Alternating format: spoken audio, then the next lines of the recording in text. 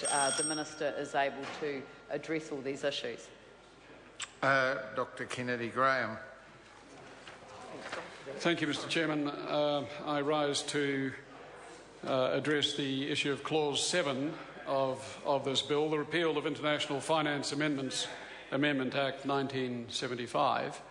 And I do so because I was interested in listening to the comments from the Honourable Trevor Mallard about this particular clause, that he couldn't see where the financing methodology would be in the bill if this clause goes ahead and the 1975 Act is repealed. He mentioned the issue of prepayments, whether people would be treated differently or the same, and whether this was picked up in the current draft legislation. We agree. We often agree with Honourable Trevor Mallard, and his other point, I think, was pertaining to the loans issue, that it needed to be made clear as to whether there would be a set of conditions and whether it would be a transfer of decision-making to the board. We agree with that too. So there's a lot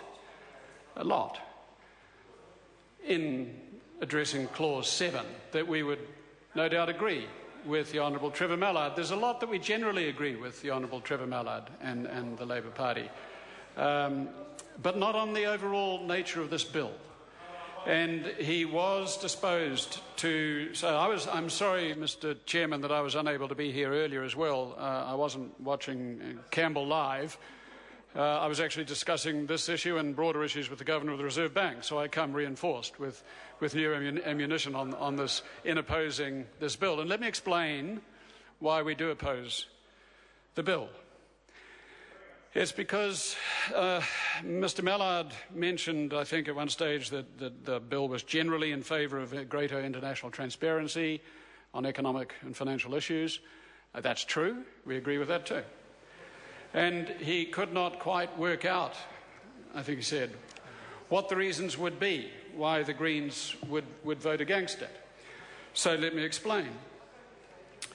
It was his own close colleague, Honourable Shane Jones, who actually did note or offer his own view that the debate on this bill is actually a debate over Thatcherism and Reaganomics, which has come to influence the IMF. I'm quoting a member of the Labour Party. Debate is over Thatcherism and Reaganomics, which has come to influence the IMF, and the debate is essentially revolving around monetarism. I'm not sure whether Mr Mallard agrees with that or not, but that was what Mr Jones said. Now, sir, that is the nub of this issue as we see it. So we do agree with yet another colleague in the Labour Party. And the debate is over the nature of the IMF. Where we diverge from the Labour Party on this is that, having agreed that the debate is about monetarism, we would seek to engage the world in reforming the IMF from that theory in various ways, whereas Labour is disposed to support the bill notwithstanding. We have for some time called for the fundamental democratic reform of the IMF. And this bill essentially invites us to comment on the requirements for the reform of the IMF. Let me give you 3 examples, Mr Chairman, if I may, and through you, sir, to my colleagues. The first is the stated intent of the reforms is to move towards a more democratic and equal representation model. There is some critique of the reforms that they are not fulfilling that goal in terms of the number of the directors that are on the board. The US would hold 16.5% of total votes, and the group of 77 would account for 41%. 120 nations having 41%, sir. Secondly, the agreement would also change the voting allocation. There is a 6% increase in the vote for the dynamic emerging economies like Brazil, Russia, India and China. 2.4% of this shift comes from the other developing nations losing their voting share. What kind of reform is that? The question can be attributed not just to the government members, but to the members of the Labour Party as well. Thirdly, where there is inadequate reform of an organisation, a party has a choice to make, Mr Chairman.